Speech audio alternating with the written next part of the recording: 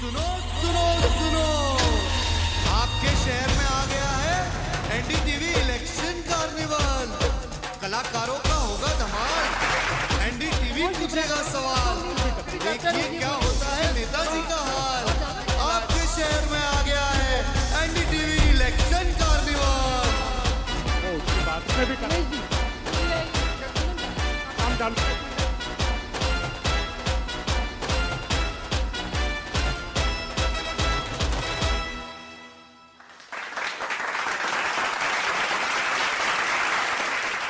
नमस्कार, election carnival में आप सभी का बहुत बहुत स्वागत है। मैं हूं अदिति राजपूत।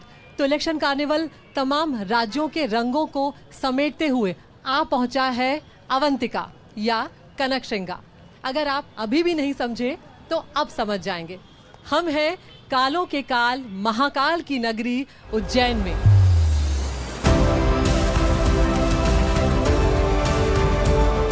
वो उज्जैन जहां पर महाकाल बसते हैं, वो उज्जैन जो राजा विक्रमादित्य की नगरी है, वो उज्जैनी जो महान कवि कालिदास की नगरी है। शिप्रा के तट पर बसा ये खूबसूरत शहर उज्जैन संस्कृति और विज्ञान दोनों को खुद में समेटे हुए है। यहाँ पर खगोल शास्त्री भी कहते हैं कि पृथ्वी का केंद्र है उज्जैन। करीब 18 लाख मतदाता हैं उज्जैन और लोकसभा जो आलोट की जो लोकसभा संसदीय क्षेत्र है उसमें। और यहाँ पर हम उम्मीद ये कर रहे हैं कि जो नागरिक हैं, जो मतदाता हैं, वो अपने मताधिकार का इस्तेमाल करेंगे। उनके मुद्दों को उठाने के लिए हम यहाँ पर पहुँचे हैं महाकाल की नगरी उज्जैन में। और हमारी कोशिश ये रहेगी तमाम जनता से जुड़े मुद्दों को हम यहाँ पर उठाएं। करीब 7000 किलोमीटर का सफ़र हम तय करके यहाँ पर पहुँचे हैं। और यहाँ पर इस बार मैदान में उज्जैन में 9 प्रत्याशी हैं, लेकिन जो मुख्य मुकाबला है वो कांग्रेस और बीजेपी में ही दशकों से हम देखते चले आ रहे हैं।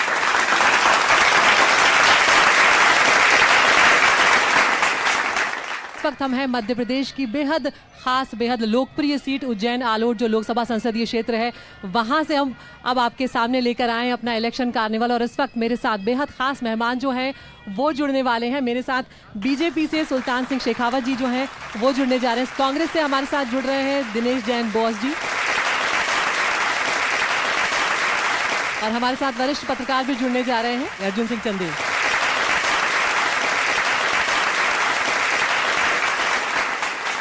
तो सबसे पहले सुल्तान जी मैं आपके पास ही यहाँ पर आना चाहूँगी।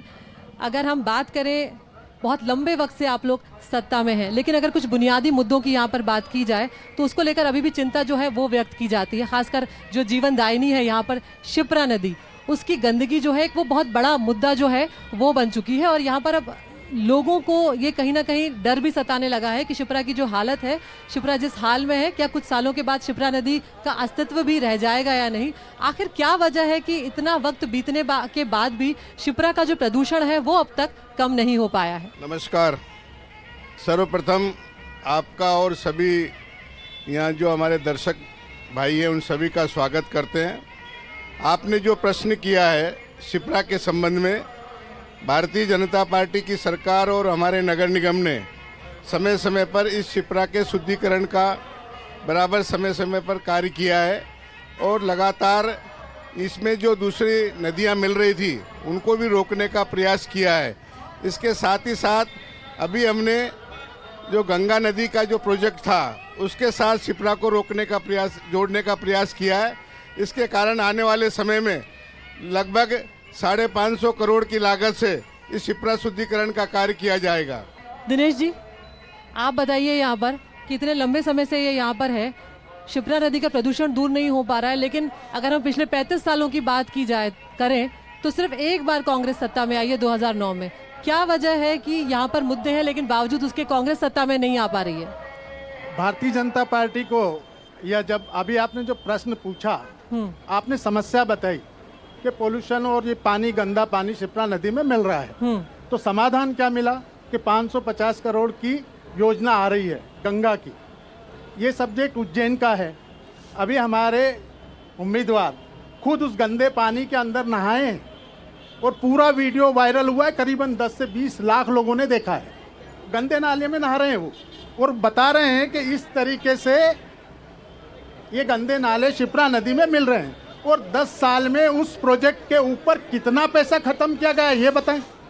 शिप्रा के शुद्धिकरण के लिए कितना रुपया खत्म किया गया ये बताएं। मैं आंकड़ों सहित बता सकता हूं कि 0। शिप्रा शुद्धिकरण के लिए कुछ भी नहीं हुआ। और अभी जब हमारे उम्मीदवार ने वहां पर डुबकी लगाई गंदे नाले के पानी में शिप्रा नदी के अंदर, और वो गंदा नाला उसके अंदर गिर रहा था, उसके बाद सीएम साहब आए, पूरा क्या बोलते हैं उसको प्लेटफॉर्म साफ करवाया गया, तट, और उसके बाद उन्होंने उसमें डुबकी लगाई। उनको डुबकी लगाने की जरूरत ही क्यों पड़ी? ये क्लेरिफिकेशन देने की जरूरत ही क्यों पड़ी? बिल्कुल, अभी हम देख रहे थे कि उज्जैन में ये डुबकी लगाने की जो राजनीति है वो देखने को मिली थी। जो कांग्रेस के प्रत्याशी हैं महेश जी, उन्होंने डुबकी लगाई, फिर मुख्यमंत्री मोहन यादव आते, उन्होंने शिप्रा में डुबकी लगाई, ये दिखाने के लिए कि प्रदूषण नहीं है। शेखावत जी, दिनेश जी की बात का जवाब। जहाँ तक माननीय मुख्यमंत्री जी उज्जैन के निवासी हैं और उज्जैन के निवासी होने के नाते प्रतिवर्ष शिप्रा शुद्धिकरण का वो खुद स्वयं आगे बढ़ करके यहाँ के कार्यकर्ताओं के माध्यम से श्रमदान का काम करते हैं।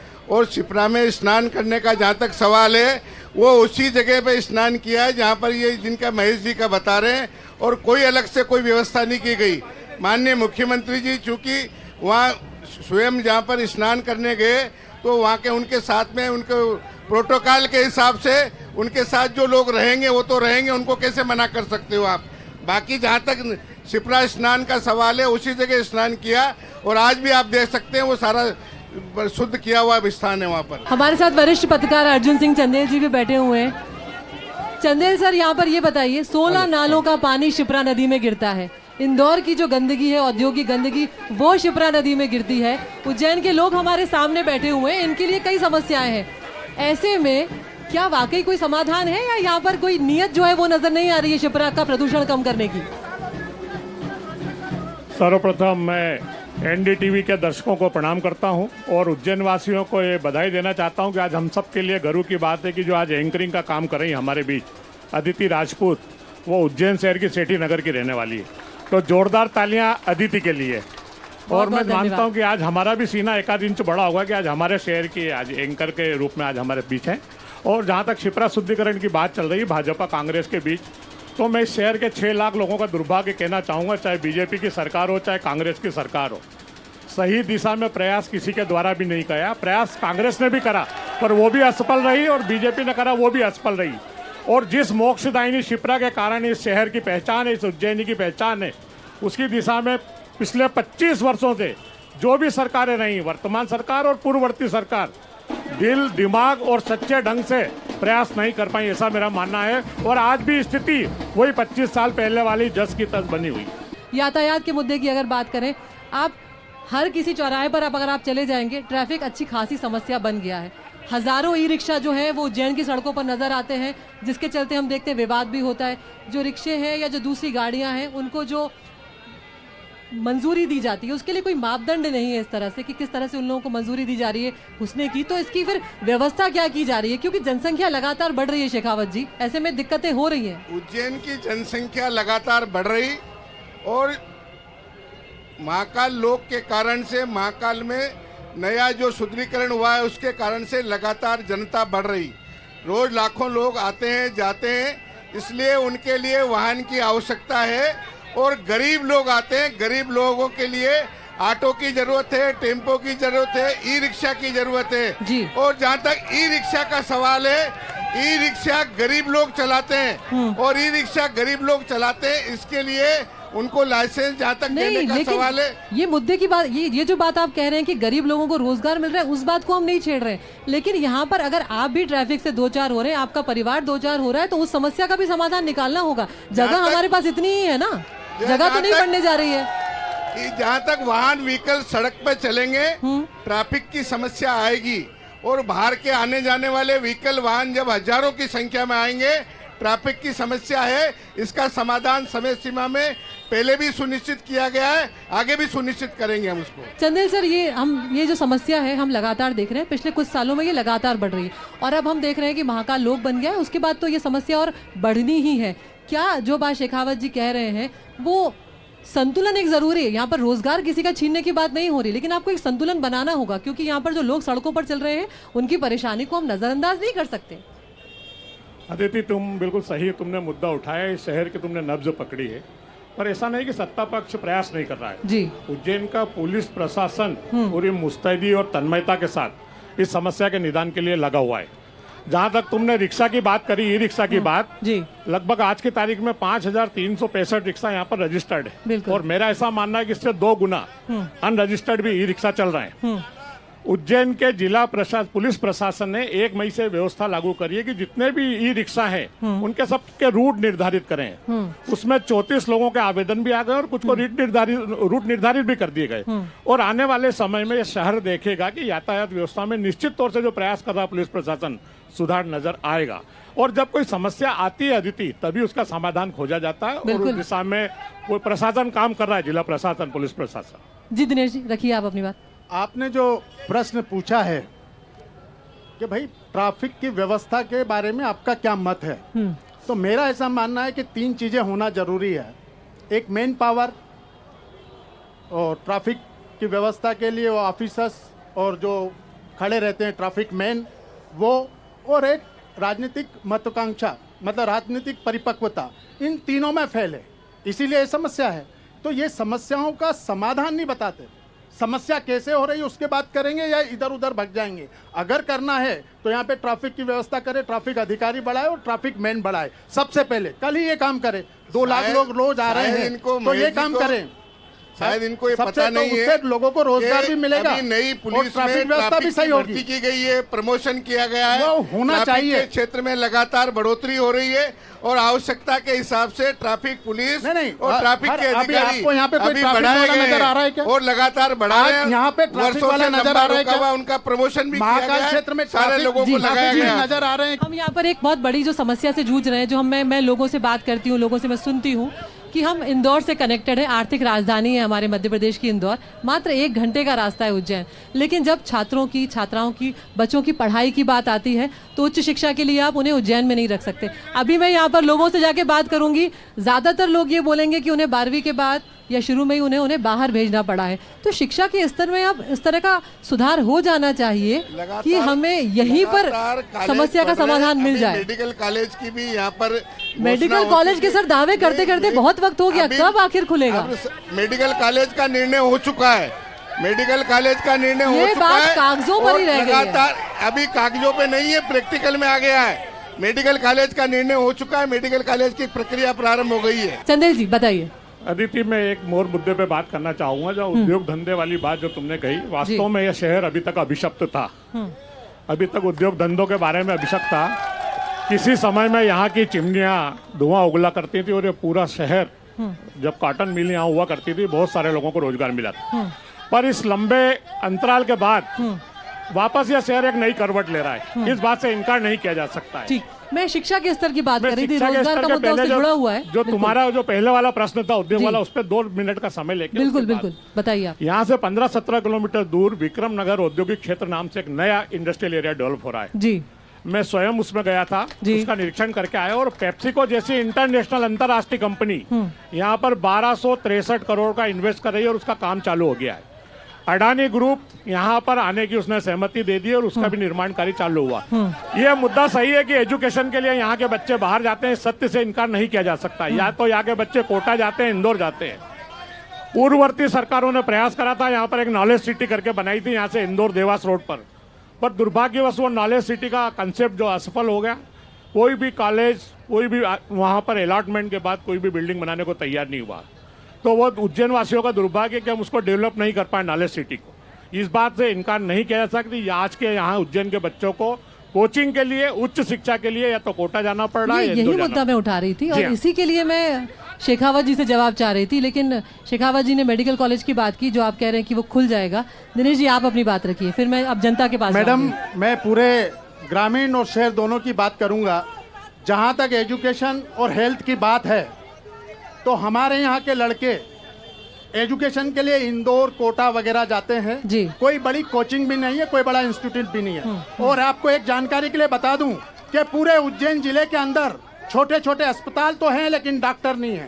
पूरे स्कूल के अंदर स्कूल तो हैं, छोटी छोटी बिल्डिंगें बनी हैं, लेकिन टीचर नहीं है। सब गेस्ट टीचर काम कर रहे हैं, एक भी टीचर नहीं है। मैंने विधानसभा के अंदर प्रश्न उठाया है कि अगर तुम्हारी एक छोटी सी बिल्डिंग है उसके अंदर भी 7,000 रुपए महीने के अंदर गेस्ट टीचर वहां पर पढ़ा रहा है और पूरे उज्जैन जिले की यह हालत है। मैं गारंटी से के साथ बोल सकता हूँ। शिक्षा के क्षेत्र में जहाँ तक ये कह रहे गेस्ट फैकल्टी वाले, ये एक प्रक्रिया है, प्रक्रिया के तहत भर्ती चंदेल होती जी, है फिर और हम उसके साथ में वो संविदा वाले नियमित होते हैं। चंदेल जी, यहाँ पर एक सवाल मैं सीधा आपसे लेती हूँ, उसके बाद में यहाँ पर लोगों के पास जाऊंगी, जनता कुछ बातें अपनी रखना चाहती। अस्पताल को लेकर भी एग्जैक्टली यही बात सामने आती है कि अस्पताल बहुत खुल गए, निजी अस्पताल। जब लोगों से बात करते हैं वो कहते हैं कि बस ये लूट का एक संसाधन यहाँ पर अस्पताल जो है वो बन चुके हैं।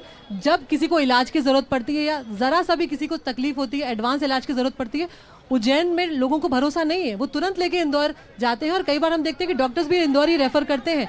तो यहाँ पर जो बुनियादी सुविधाएं हैं, हम शिक्षा की अगर बात कर रहे हैं, हम शिप्रा के जल की बात कर रहे हैं, हम अस्पतालों की बात कर रहे हैं, तो अभी उस मामले में तो हम अभी भी पिछड़े ही हुए हैं। फिर काम हो रहे हैं वो ठीक है, लेकिन इतने दशकों में अगर आपकी सरकार है तो फिर शायद चीजें और बेहतर हो सकती थी इससे बहुत ज्यादा। कोरोना के समय में सर्वाधिक इलाज यहाँ उज्जैन में हुआ है। उज्जैन में अस्पतालों की व्यवस्था हुई है और हमारे सांसद ने सारी व्यवस्थाएं की है और यहाँ से लगा करके जिसको जहाँ जाने की जरूरत पड़ी वहाँ ले जा करके उसकी मोहन जी ने और सांसद जी ने दोनों ने मिलकर के सारी व्यवस्था हमारे क्षेत्र में कोरोना वीर के रूप में महेश परमार जी को जाना जा रहा है। कोरोना में जितनी सेवा महेश परमार ने करी है उतनी सेवा किसी ने नहीं करी है। स्वीकार करते हैं ना, ये बात तो आप स्वीकार कर रहे हैं ना कि हमको रेफर करना पड़ता है, इंदौर जाना पड़ता है, जरा सी भी स्थिति गंभीर होती है तो ये तो स्वीकार तो करिए कम से कम। जो जिस बीमारी के लायक होगा उस बीमारी के लायक उसको उसे अस्पताल में भेजना पड़ता है। अरे तो ये सारी बीमारियों के लायक यहाँ पर क्यों नहीं है अस्पताल? विषय से अलग हटके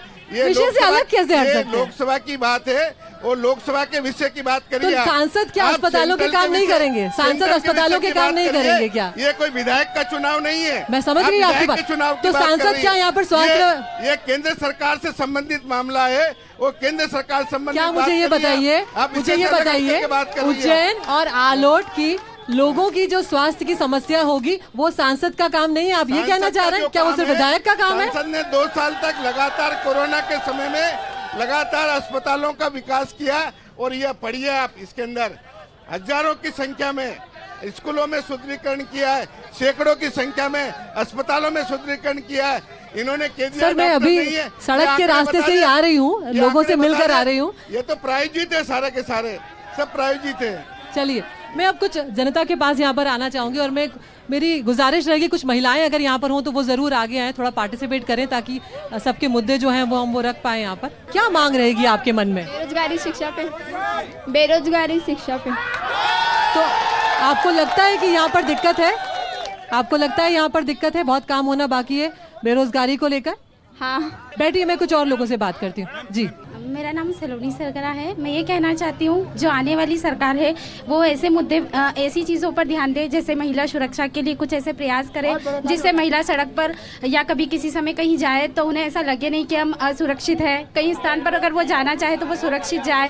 रोजगार के ऐसे मुद्दे लाए जाए, जो काबिल लोग हैं, जो अच्छे % बनाकर इतना पढ़ाई करते हैं, वो लोग उस मुकाम तक पहुँच नहीं पाते। एक सरकारी नौकरी के लिए उन्हें बहुत सालों तक इंतजार करना पड़ता है। उसके अलावा एक प्राइवेट नौकरी जब उन्हें कहीं चाहिए होती है, मिलनी होती है, उसके लिए उन्हें लंबा इंटरव्यू देना पड़ता है और वो सिर्फ इतनी। शेखावत जी, बच्ची जो बात रख रही हैं, ये अपनी छात्रा हैं, ये कहना चाह रही है यहाँ पर कि असुरक्षा जो है महिलाओं की वो एक बड़ा मुद्दा है। कुछ और लोगों के पास मैं इधर जाना चाहूंगी। आप लोग किसी पार्टी से तो नहीं है? किसी पार्टी से तो नहीं है? आप कोई बात रखना चाहते हैं? मैं एक छोटा सा किसान हूँ, सागर प्रजापत। इन्होंने 2700 रुपये का मतलब बोला था गेहूं का, वो 2700 रुपये गेहूं देना तो दूर की बात, खाद और DAP पे भाव को मतलब आज 1200 की बोरी आती थी, 1800 रुपये की बोरी कर दी इन्होंने। मतलब किस तरीके से किसान पूर्ति करेगा, एक बार इनसे ये तो देखिए। मैडम, कांग्रेस शिप्रा के ऊपर बात करती है। अगर अटल जी की जोड़ो नदियों की जलधारा वो कांग्रेस चलाती तो आज शिप्रा की ये दुर्दशा नहीं होती। इन्होंने वो योजना बंद करी, जोड़ो नदियों की जलधारा। प्रधानमंत्री ग्राम सड़क योजना इनके प्रधानमंत्री के नाम से चलाते थे। आज वो जो भी प्रधानमंत्री होगा उसके नाम से प्रधानमंत्री। देखिए, वजह है दिनेश जी, आपको जवाब देना होगा। चलिए, हमने बहुत सारे लोगों के यहाँ पर मुद्दे सुने हैं, जितनी मैं कोशिश कर सकती थी मैंने लोगों से बात की है। और दिनेश जी, आपसे जो सवाल थे आपने सुने थे, वो सवाल कि जो नदी पर जो बजट मिला था अगर उस पर वक्त रहते काम हुआ होता तो शायद शिप्रा की ये हालत नहीं होती। ये नाराजगी है लोगों में आपसे भी? सीवेज वाटर ट्रीटमेंट प्लांट के लिए 120 करोड़ रुपया मनमोहन सिंह जी की सरकार ने 2014 में हमको यहाँ पर दिया था। जी। उस समय मैं जिला पंचायत सदस्य था 2014 में, और 2014 से लगा के तो 2024 तक सरकार किसकी है? हमने पैसा सैंक्शन कर दिया, पैसा आ गया, आईटी के माध्यम से आप लगा के देख लें, तो पैसा लगाने की जवाबदारी किसकी थी? 300 करोड़ रुपया महाकाल लोक के लिए भी लाए, 120 करोड़ रुपया वो भी लाए। एक सवाल मैं पैसा महाकाल लगाने की लोक पर लेना जवाबदारी चाहती हूँ। बीजेपी एक की सवाल थी। जी दिनेश जी, एक सवाल महाकाल लोक पर। महाकाल लोक को लेकर अभी भ्रष्टाचार का आरोप जो है वो कांग्रेस पार्टी लगातार आपके ऊपर लगा रही है। अभी हमने देखा आंधी में जो मूर्तियां थी वो क्षतिग्रस्त हो गई थी, अब तीसरी बार मूर्ति लग रही है, तो जनता की ये नाराजगी भी है कि किसके खर्चे पर आप लोग ये सब कुछ कर रहे हैं। दूसरा कि वहां पर भीड़ बढ़ी है तो अपराध भी बढ़ रहा है, उसके लिए आप क्या कुछ कर रहे हैं वो जरूर बताएं। जहाँ तक महाकाल लोक में भीड़ बढ़ी है, स्वाभाविक है, जब भी दर्शनीय स्थान है तो भीड़ तो बढ़ेगी, और भीड़ बढ़ी है, इसकी सुरक्षा के लिए हमने अलग से वहाँ पर सुरक्षा कर्मी अपॉइंट किए हैं। महाकाल मंदिर ट्रस्ट ने भी अपने सुरक्षा कर्मियों को बढ़ाया है वहाँ पर, इसमें महिला कर्मी भी है, पुरुष कर्मी भी है। महाकाल ट्रस्ट ने लगातार संख्या में वृद्धि की है। इसके साथ ही साथ जहाँ तक आपने उसकी बात की है, इसके संबंध में पूर्ववर्ती सरकार ने जांच के आदेश दिए, वो जांच अभी तक पूरी नहीं हुई है। जांच के आदेश, जांच पूरी होने के बाद जो दोषी होगा उसके खिलाफ कार्रवाई होगी। ये इसमें तो कोई दो राय नहीं है चंदेल जी कि महाकाल लोक आने से लोगों का रोजगार बढ़ा है, उज्जैन में विकास जो है वो चौतरफा हुआ। लेकिन एक बड़ा सवाल है कि अब वापस 2028 में सिंहस्थ आ रहा है, और हर बार सिंहस्थ आए उससे पहले हम कोई तैयारी करें या उस वक्त तैयारी करें, उससे बेहतर है कि अब दूरदृष्टि रखते हुए ऐसा विकास और ऐसा निर्माण किया जाए कि वो दशकों तक काम आए। बार बार आप निर्माण करें, फिर कोई ओकेजन आ रहा है फिर आप करें, शायद उसमें खर्चा भी ज़्यादा है और वो नुकसान भी ज़्यादा पहुँचाता है। 2004 का अदिति सिंहस्थ का मैं भी साक्षी रहा हूँ, और सौभाग्य से सिविल इंजीनियरिंग भी हूँ। जो दिनेश जी ने बोला कि 120 करोड़ दिया, बिल्कुल बराबर दिया, पर टेक्निकल रूप से, तकनीकी रूप से वो योजना सही नहीं थी, इस बात से इनकार नहीं किया जा सकता।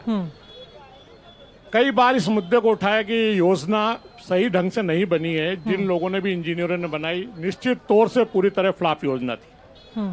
एक बात मैं और कहना चाह रहा हूँ, आज शहर के सारे प्रबुद्ध नागरिक और यहाँ पर बुद्धिजीवी मौजूद हैं, और उनकी खामोशी बता रही है कि वो सुनना चाह रहे हैं हम सबको। अभी भी जो टाटा की जो योजना चल रही है, एक बहुत लंबे समय से योजना चल रही है, उसे 2018-19 में पूर्ण हो जाना था। यहाँ के नगर निगम में कांग्रेस का भी बोर्ड आया, बीजेपी का भी बोर्ड आया। अभी हम 2024 में बात कर रहे हैं अदिति, पर 2024 तक भी वो टाटा की योजना आज तक पूर्ण नहीं हुई। और मैं एनडीटीवी के समक्ष आज ये कहना चाहता हूँ कि जैसा हाल उन 100 करोड़ रुपयों का जनता के गाढ़े खून पसीने की कमाई पानी में चली गई, ये टाटा प्रोजेक्ट का भी वही हाल होने वाला है। जहाँ तक नगर निगम की योजना का सवाल है, 2 साल कोरोना का समय था, 2 साल के कोरोना के समय में कोई निर्माण कार्य नहीं चल रहे थे, इसलिए वो योजना लेट हो रही है। सुल्तान सिंह शेखावत जी का, दिनेश बोस जी का, अर्जुन सिंह चंदेल जी का, आप तीनों मेहमानों का बहुत बहुत शुक्रिया।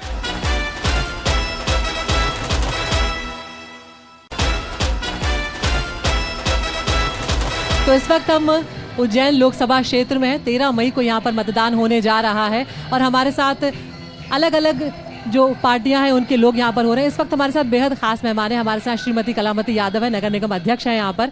कलावती जी, बहुत बहुत स्वागत है आपका एनडीटीवी के मंच पर। महाकाल की नगरी में बहुत बहुत स्वागत है।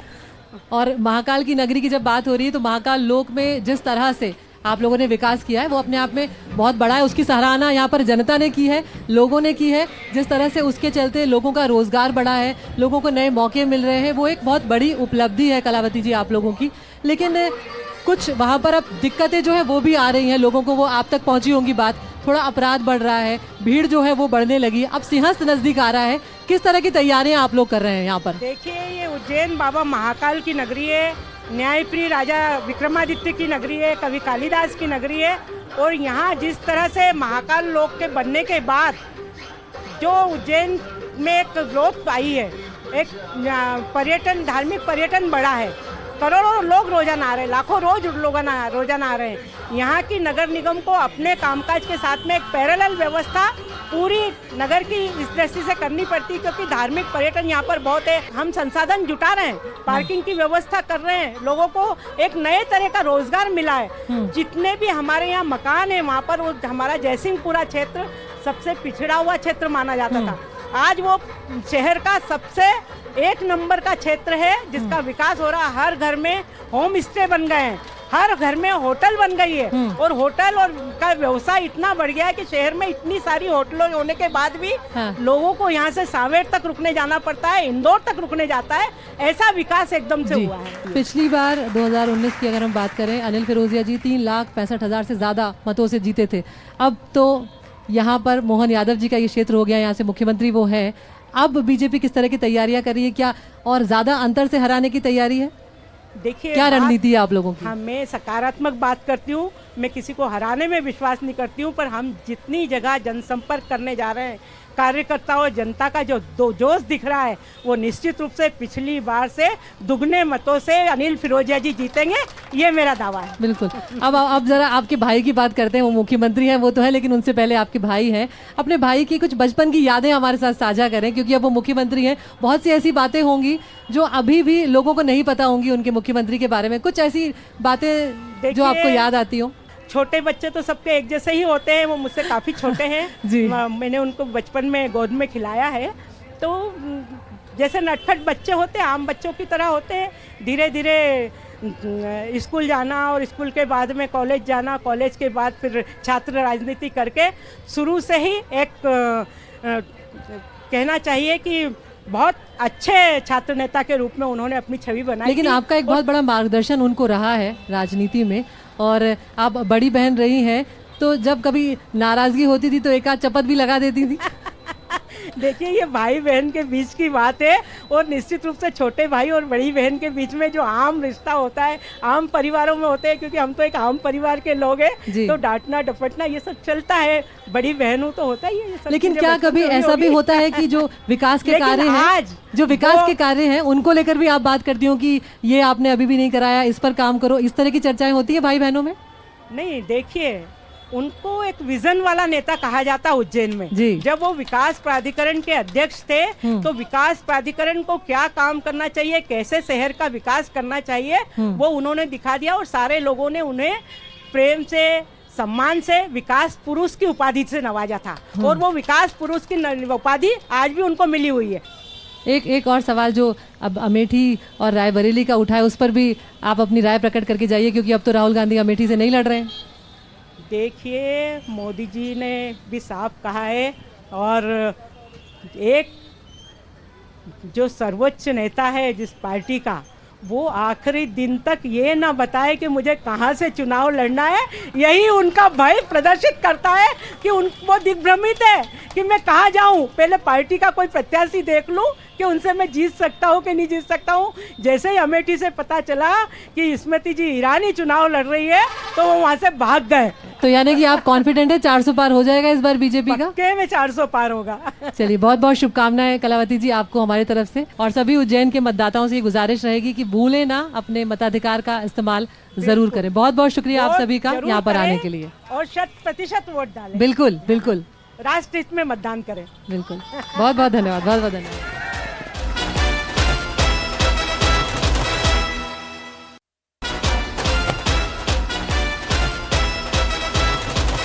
तो जैसे कि हमारे शो का नाम है इलेक्शन कार्निवल, और हम यहाँ पर तमाम रंगीनियाँ जो हैं वो बिखेरने की कोशिश करते हैं जनता के सामने, और उसके ज़रिए हम उन रंगीनियों के ज़रिए मुद्दे जो हैं, जो गंभीर मुद्दे हैं, उन्हें भी आप तक पहुँचाते हैं। और अब उज्जैन में हो और महाकाल की बात ना हो, ये संभव नहीं है। तो हमारे साथ बेहद खास यहाँ पर महाकाल जो भस्म रमैया भक्त मंडली है, वो इस वक्त यहाँ पर मौजूद है, और उनके साथियों को मैं यहाँ पर मंच पर आमंत्रित करूँगी अपनी एक विशेष प्रस्तुति के लिए। तो आप सभी से मेरी गुजारिश है कि इस भक्त मंडली के लिए जो भस्म रमैया टीम है, इनका तालियों के साथ एक बार जोरदार स्वागत किया जाए।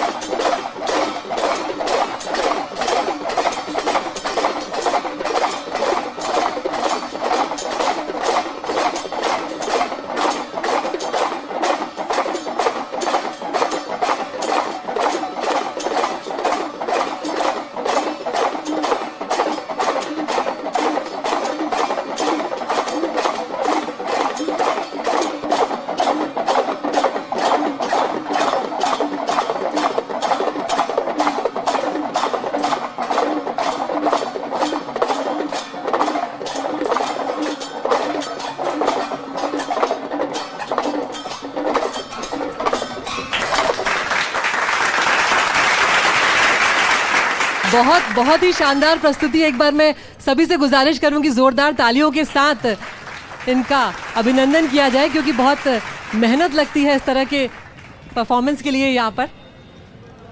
बहुत बहुत शुक्रिया आप सभी का, आपने समा बांध दिया यहाँ पर। और चूंकि हम महाकाल की नगरी में है, संस्कृति का, धार्मिक पर्यटन का एक अनोखा केंद्र है, यहाँ पर एक अनोखा मेल यहाँ पर देखने को मिलता है। और इस नगरी में हम यहाँ पर हैं। 13 मई को यहाँ पर मतदान होने वाला है। 18 लाख के करीब मतदाता यहाँ पर हैं। और अब देखना होगा कि क्या जो बीजेपी का गढ़ कहा जाता है उज्जैन आलोट जो लोकसभा संसदीय क्षेत्र है, वहां पर क्या कुछ नया होता है, क्या कुछ उलटफेर देखने को मिलता है, या एक बार फिर से सत्ता में बीजेपी की वापसी होती है। देखना बहुत दिलचस्प होगा।